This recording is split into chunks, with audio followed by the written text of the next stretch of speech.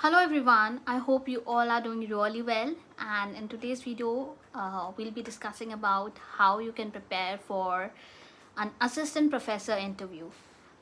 इस वीडियो में जो भी मैं कंटेंट आपको बता रही हूँ या टिप्स जो मैं आपको दे रही हूँ ये एप्लीकेबल होंगी both private sector and government sector के लिए। तो आप निश्चिंत होकर ये वीडियो को देख सकते हैं। आप किसी भी पोजीशन के लिए असिस्टेंट प्रोफेसर पोजीशन किसी भी इंस्टीट्यूट में अगर आप अप्लाई कर रहे हैं तो आप इन स्टेप्स को फॉलो कर सकते हैं। सो पहली चीज़ जो है बहुत ही इम्पॉर्टेंट है अपने आप के बारे में जानना, क्योंकि आप जैसे ही इंटरव्यू के रूम में एंटर होंगे सबसे पहला क्वेश्चन वो आपको यही पूछेंगे कि टेल अस अबाउट योरसेल्फ। तो आपको इस क्वेश्चन की प्रिपरेशन पहले से ही इन एडवांस करनी है, घर से ही आपको अच्छे से प्रिपेयर होकर जाना है। टेल अस अबाउट योरसेल्फ में आपको कौन कौन सी चीज़ें इंक्लूड करनी है, वो हो गई आपकी क्वालिफिकेशंस, आपके अचीवमेंट्स, आप और अचीवमेंट के साथ आप आपकी हॉबीज़ भी इंक्लूड कर सकते हैं। एंड हॉबीज़ के साथ साथ आप ये बता सकते हैं कि आप करेंटली कहाँ पे काम कर रहे हैं, करेंटली आप क्या कर रहे हैं। ठीक है, तो आपकी क्वालिफिकेशंस, अचीवमेंट्स, हॉबीज़ एंड आपका करंट स्टेटस क्या है, आप करेंटली क्या कर रहे हैं, उसके बारे में आप बता सकते हैं। जब आप ये आंसर को प्रिपेयर करें तो आप ये ध्यान में रखिए कि ऐसे कोई अगर पॉइंट है जो आपको लगता है कि मैंने ये क्वालिफिकेशन तो ये डिग्री तो मेरे पास है लेकिन मुझे इसके बारे में ज़्यादा नहीं पता है। फॉर एग्जांपल हम कुछ सर्टिफिकेट कोर्सेज भी कर लेते हैं, बहुत सारी चीज़ें कर लेते हैं हम, जो हम बस कर लेते हैं और हमें उसके बारे में ज़्यादा नॉलेज नहीं होता है। तो आप अगर वो आपकी वीकनेस है तो आप उसको इग्नोर कीजिए, आप उसको अवॉइड कीजिए, आप उसे अपने इंट्रोडक्शन में मत इंक्लूड कीजिए।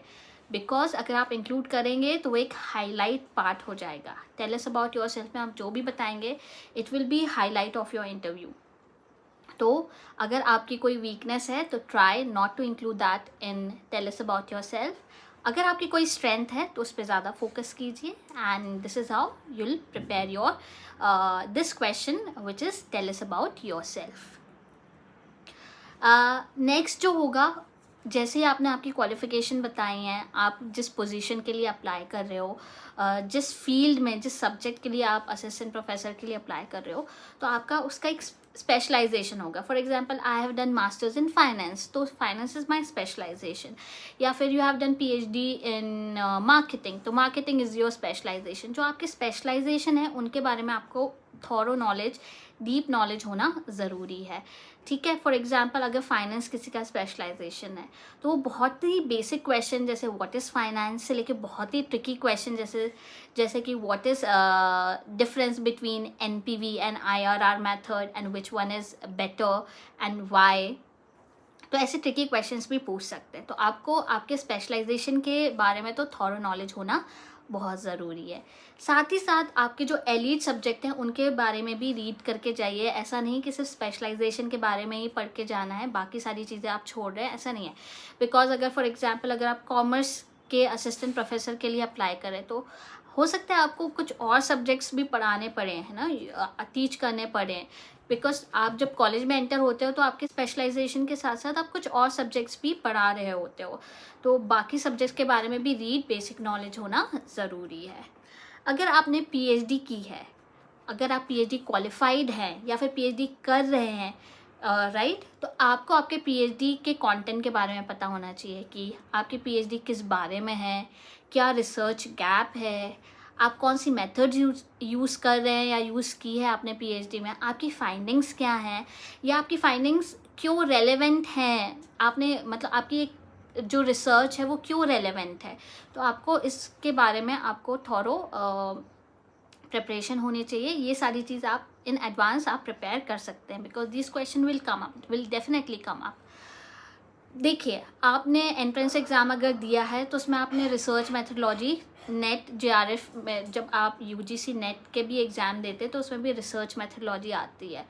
तो अगर आपका कोई इंटरव्यू या आपका कोई सब्जेक्ट से रिलेटेड ऐसा कुछ है जहाँ पे आपने रिसर्च मेथडोलॉजी के बारे में कभी भी पढ़ा है, आपके मास्टर्स में पढ़ाई की है या फिर आप पीएचडी के दौरान आपने पढ़ाई की है या फिर आपके किसी एंट्रेंस एग्ज़ाम के थ्रू आपने रिसर्च मेथडोलॉजी के पढ़ाई की है, तो आपको उसका बेसिक नॉलेज होना ज़रूरी है। ऐसे क्वेश्चन बहुत पूछे जाते हैं कि what is hypothesis, what is null hypothesis, what is alternate hypothesis, है ना। तो these are very basic question. तो आपको basic knowledge of research methodology होना है अगर आपने कभी भी रिसर्च मैथडोलॉजी को रीड किया है या एग्ज़ाम दिया है या पढ़ाई की है, ठीक है। तो ये नॉलेज होना इम्पॉर्टेंट है। अदर देन दैट, अगर आपने पेपर्स पब्लिश करवाए हैं कभी भी, तो पेपर पब्लिकेशन, आपने जो भी पेपर पब्लिश करवाए हैं उनको आप एक बारी दो बारी रीड कर लीजिए। उसके बारे में आपका नॉलेज होना चाहिए कि आपने कहाँ पेपर पब्लिश करवाया है, कौन सी जर्नल्स में पेपर पब्लिश करवाया है, राइट।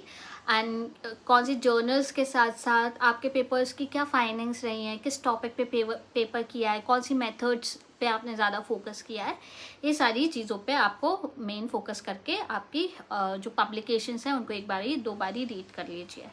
अदर देन दैट, आप जिस इंस्टीट्यूट के लिए इंटरव्यू दे रहे हैं उस इंस्टीट्यूट के बारे में आपको नॉलेज होना ज़रूरी है।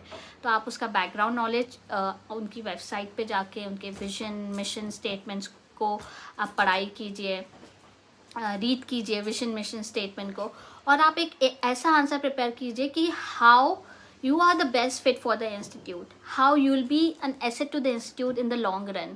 आप किस तरीके से एक बेस्ट फिट है इंस्टीट्यूट के लिए, कैसे आपके जो टीचिंग स्टाइल है या वैल्यू सिस्टम है वो ऑर्गेनाइजेशन या इंस्टीट्यूट के लॉन्ग टर्म विजन मिशन से मैच कर रहा है। तो आपको ये बताना है कि that you are the right person for this institute. तो इस वजह से बैकग्राउंड स्टडी करना, उनके एडमिनिस्ट्रेशन या फंक्शनिंग कैसी चलती है उस ऑर्गेनाइजेशन की, एग्जामिनेशन कैसे कंडक्ट होते हैं, ऑटोनॉमस है या नॉन ऑटोनॉमस है या जो भी है, मतलब do a detail background reading about the institute. It will give you an edge. Apart from that, certain questions ऐसे पूछे जा सकते हैं आपको कि कैसे हम स्टूडेंट्स का इंगेजमेंट को इंक्रीज़ करें, how to increase engagement of students in the class, how to increase the attendance of the student, क्या स्टेप्स हमें लेने चाहिए, करंट टीचिंग सिस्टम में क्या गैप्स हैं जिसे हम किस तरीके से फुलफिल कर सकते हैं, या फिर हम अपने वर्किंग कल्चर को कैसे इम्प्रूव कर सकते हैं। तो this kind of question can be आज, ये जनरल क्वेश्चन है और ये मोस्टली पूछे जाते हैं इंटरव्यूज़ में, तो आप इनको भी प्रिपेयर कीजिए। साथ ही साथ एक चीज़ ये है कि जब आप किसी भी असिस्टेंट प्रोफेसर जॉब के लिए अप्लाई कर रहे हैं, आपका एक माइंडसेट होता है कि हम टीचिंग के लिए अप्लाई कर रहे हैं, but teaching is just one main part of it. आपको उसके साथ साथ अदर एडमिनिस्ट्रेटिव रिस्पॉन्सिबिलिटीज़ को भी केटर करना पड़ता है, हैंडल करना पड़ता है, वो आपको चार्ज मिलेंगे। तो अगर ऐसा कोई क्वेश्चन बनता है या वो पूछते हैं आपसे कि are you ready to handle other administrative responsibilities of the organization, तो डेफिनेटली आपको उसको एक पॉजिटिव लाइट में ही आंसर देना है। देखो, किसी भी चीज़ को बिल्कुल आपको वो नहीं कर देना कि नहीं मैं ये नहीं करूँगा या मैं नहीं करूँगी। Even if you don't want to do, just interview में तो कह दो कि ठीक है, या you are ready to, you are positive about it and you are ready to do that and you are ready to contribute to the organization. You know, आपको उसमें तो इंटरव्यूज़ में तो यही कहना है, बिल्कुल ही ना ऐसे नहीं कह देना कि नहीं भाई I will only teach and I will not do the administrative responsibility. पहले भाई इंटरव्यू क्लियर करो, बाद में देखेंगे वो सारी चीज़ें once you enter the organization. And then it's optional यार, आपको ज्वाइन करना है या नहीं करना है, ठीक है। तो मेक श्योर आपके इंटरव्यू अच्छा हो। देन साथ ही साथ आपसे ये भी पूछ सकते हैं कि आपकी प्रीवियस एडमिनिस्ट्रेटिव रिस्पॉन्सिबिलिटीज़ आपने क्या क्या हैंडल की हैं, तो उसके बारे में एक थोड़ा एक रीड कर लो एक बारी, आप अपना एक मॉडल बना लो कि आपने कौन कौन सी रिस्पॉन्सिबिलिटीज़, एडमिनिस्ट्रेटिव रिस्पॉन्सिबिलिटीज़ हैंडल की हैं, कैसे हैंडल की हैं, राइट। तो इस सिचुएशन में अगर कोई ऐसा सिचुएशनल क्वेश्चन पूछा है आपसे कि आपने क्या किया है, कैसे किया, तो इसमें आप एक स्टार मेथड होती है टू आंसर इंटरव्यू क्वेश्चंस। उसमें क्या होता है, STAR method is basically S for situation, T for task, A for action and R for result. तो आपको बेसिकली अपने प्रीवियस एक्सपीरियंसेस बताना है कि मेरे पास ऐसी प्रीवियस सिचुएशन आई थी जिसमें ऐसा ऐसा टास्क गिवन था, मैंने सो एंड सो एक्शंस लिए एंड उसकी वजह से इस तरीके का रिजल्ट आया। तो एक बहुत ही कॉम्प्रिहेंसिव, एक 360 डिग्री एंगल को कवर करते हुए ये आंसर होगा जो कि इंटरव्यूअर्स को बहुत पसंद आएगा। सो कभी भी आप कोई ऐसी सिचुएशन को बता रहे हैं कि similar, for example administrative responsibility की सिचुएशन को बता रहे हैं, तो आप स्टार मेथड को यूज़ करते कर सकते हैं कि similar situation you have dealt with, और आपने किस तरीके से उसे पॉजिटिवली हैंडल किया है, कैसे टास्क गिवन थे, कौन से एक्शन आपने लिए हैं, किस तरीके से पॉजिटिव रिजल्ट आया है। सिंस आप असिस्टेंट प्रोफेसर जॉब के लिए अप्लाई कर रहे हैं तो टीचिंग डिमॉन्स्ट्रेशन की प्रिपरेशन करना बहुत इम्पॉर्टेंट है। टीचिंग डिमॉन्स्ट्रेशन में आपके जो भी 2-3 टॉपिक्स हैं जो कि आपके स्ट्रॉन्ग टॉपिक हैं, उनके बारे में आप अच्छा थॉरो प्रिपेयर कर लीजिए अपने आप को फॉर टीचिंग। ज़्यादा लंबा ना हो, 4 मिनट 3-4 मैक्सिमम 5 मिनट्स का आप एक कॉन्सेप्ट को तैयार कीजिए जो कि आप टीचिंग डेमोन्स्ट्रेशन में दिखा सकते हैं। ठीक है, ये डेमोन्स्ट्रेशन जो टीचिंग है आप जिसके लिए प्रिपेयर कर रहे हैं वो इंगेजिंग होना चाहिए, इंटरैक्टिव इंगेजिंग होना चाहिए, इंटरेस्टिंग होना चाहिए, लैंग्वेज सिंपल होनी चाहिए। अगर इंग्लिश मीडियम है, आपका जो भी मीडियम है इंस्टीट्यूट का, उस मीडियम में होना चाहिए, राइट, क्योंकि स्टूडेंट्स को आपको उसी मीडियम में टीच करना है। प्रैक्टिस कीजिए घर पे। आपके जो टीचिंग बोर्ड है, वाइट बोर्ड हो गया या ब्लैक बोर्ड हो गया, what ever board is that, smart board हो गया, तो आप घर पे एक बार ना उसको प्रैक्टिस कर लीजिए कि किस तरीके से आप टीचिंग, मेक श्योर कि आप राइट कर रहे हैं ऑन टीचिंग बोर्ड, क्योंकि ये आपको दिखाता है कि आप किस तरीके से बच्चों को पढ़ाएंगे, स्टूडेंट्स को पढ़ाएंगे। तो that will give you an edge. सिर्फ लेक्चर्स नहीं देना है जैसे मैं अभी दे रही हूँ विदाउट यूजिंग टीचिंग बोर्ड। तो आप टीचिंग बोर्ड अगर यूज़ करेंगे तो बहुत अच्छा होगा, एक पॉजिटिव इम्प्रेशन देगा। साथ ही साथ राइटिंग की प्रैक्टिस 4-5 बार कर लीजिए। जो भी 3-4 टॉपिक आप प्रिपेयर कर रहे हैं उसकी राइटिंग की प्रैक्टिस इसलिए क्योंकि क्या होता है ना, हमें ऐसा लगता है हमें इसकी भी स्पेलिंग आती है, उसकी भी स्पेलिंग आती है, मैं तो सीधे बोर्ड पे जाके आई विल टीच। बट क्या होता है जब हम उस सिचुएशन में होते हैं ना जहाँ पे हमारे ऊपर प्रेशर है, 5 इंटरव्यूअर्स पैनल मेंबर बैठे हुए हैं और वो आपको देख रहे हैं, तो आप थोड़े से प्रेशर में आ जाते हो, you get under the pressure, you panic, और आप जो ऐसी स्पेलिंग जो आप सालों से सही लिखते आए हो आप उस मोमेंट पे गलत लिख देते हो। तो इसलिए घर पे 3-4 बार प्रैक्टिस कीजिए, लिख लिख के प्रैक्टिस कीजिए कि कोई सिंपल या सिली मिस्टेक्स ना हो, राइट। Be confident. आप यार काफ़ी बार आपने पढ़ाया हुआ है, आप यहाँ तक पहुँचे हैं, that means you have that in you, you have knowledge, you have skills, इसलिए आप शॉर्टलिस्ट हुए हैं। तो yes, be confident, right. Other than that ये तो हो गए हमारे टेक्निकल पार्ट की। अब हम आ जाते हैं बिहेवियरल पार्ट की। तो फर्स्ट ऑफ ऑल हम देखते हैं आप किस तरीके से अपने आप को ड्रेसअप करेंगे। देखिए, हमें ड्रेस करना है टू इम्प्रेस, राइट। आप किसकी फैकल्टी पोजीशन के लिए अप्लाई कर रहे हैं तो हमें उस तरीके से डिसेंटली ड्रेस होना है। एंड रिमेंबर, ज़्यादा रिवीलिंग आपके ड्रेसेस ना हो for both male and female. अगर आप मेल हैं, try to wear dark colour trouser, navy blue, black, आप ये कलर के ट्राउज़र पहन सकते हैं। Light colour shirt, white will do great for males. And button up होना चाहिए, ऐसा नहीं कि 3-4 बटन खुले हैं, ऐसे नहीं, बटन अप होना चाहिए, प्रॉपर टाई होना चाहिए।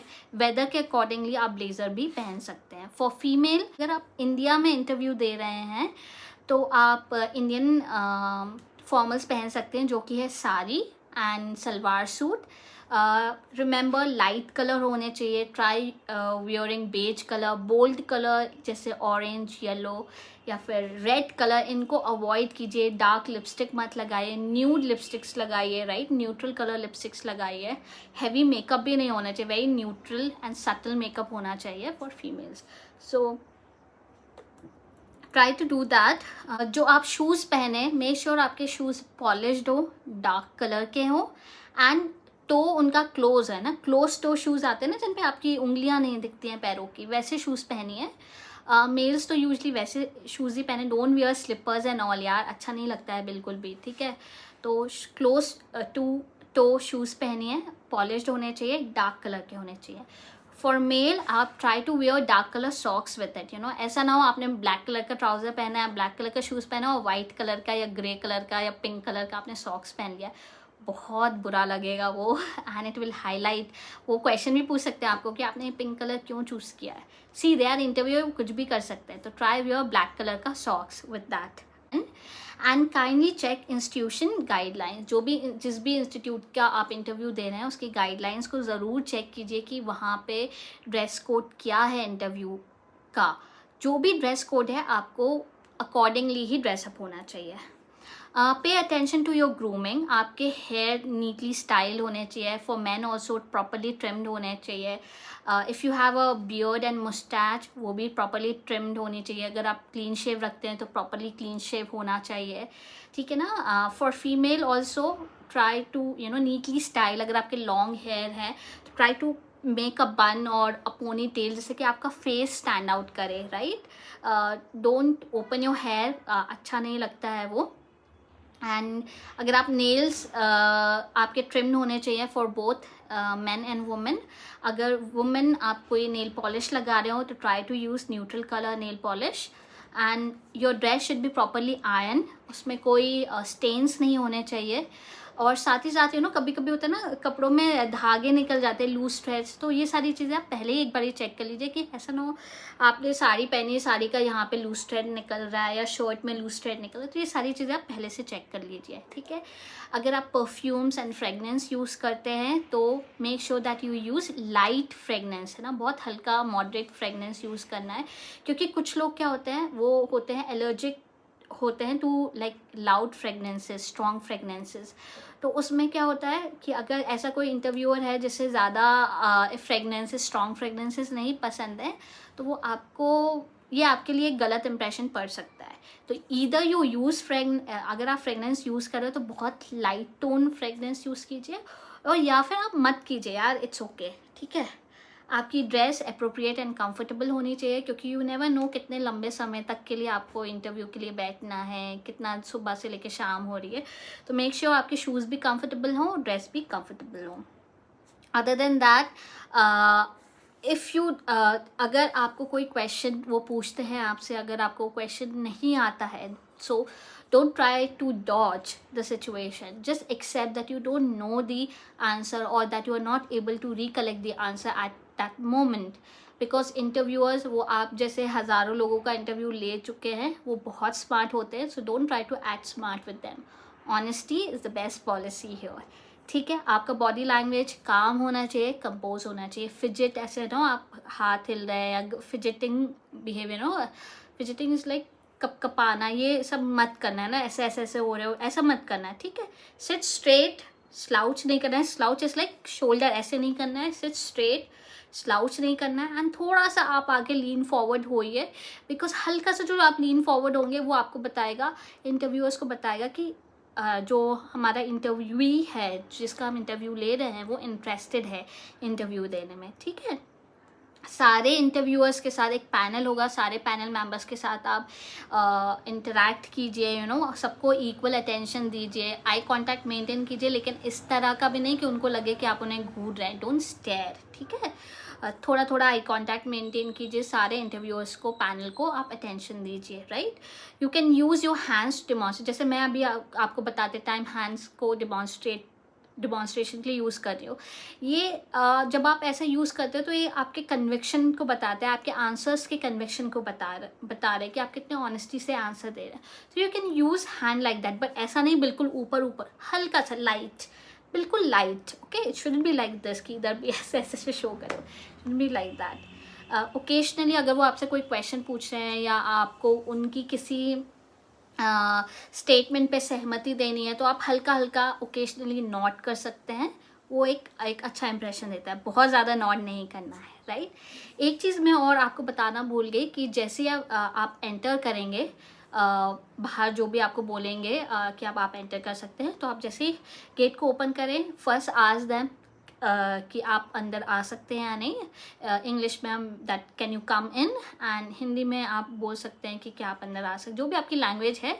बहुत ही फॉर्मली आपको पूछना है, वो आपको बोलेंगे आप अंदर आइए। दो सिचुएशन हो सकती है, एक वो बोलेंगे कि आप आइए, बैठिए, this is the chair, then you sit on the chair and you say thank you, first you say thank you and then you sit on the chair, right. दूसरी सिचुएशन हो सकती है कि वो आपसे ना पूछे, जो कि होगा नहीं, बट अगर ऐसा होता है तो जस्ट आस्क देम कि can you sit, and yes, definitely they'll say that yes, you can sit. Then you just say them thank you and then sit. Okay, second tip मैं ये देना चाहूँगी कि आप पहले आपका लैंग्वेज को जो मीडियम है ऑफ इंटरव्यू उसको आप पहले ही सेट कर लीजिए. अगर जो ट्रिक मैं हमेशा यूज़ करती हूँ, अगर आपसे इंटरव्यू इंग्लिश में पूछता है तो मैं इंग्लिश में आंसर करो, हिंदी में पूछता है आपकी जो भी लैंग्वेज में पूछ रहा है आप उस लैंग्वेज में आंसर करो.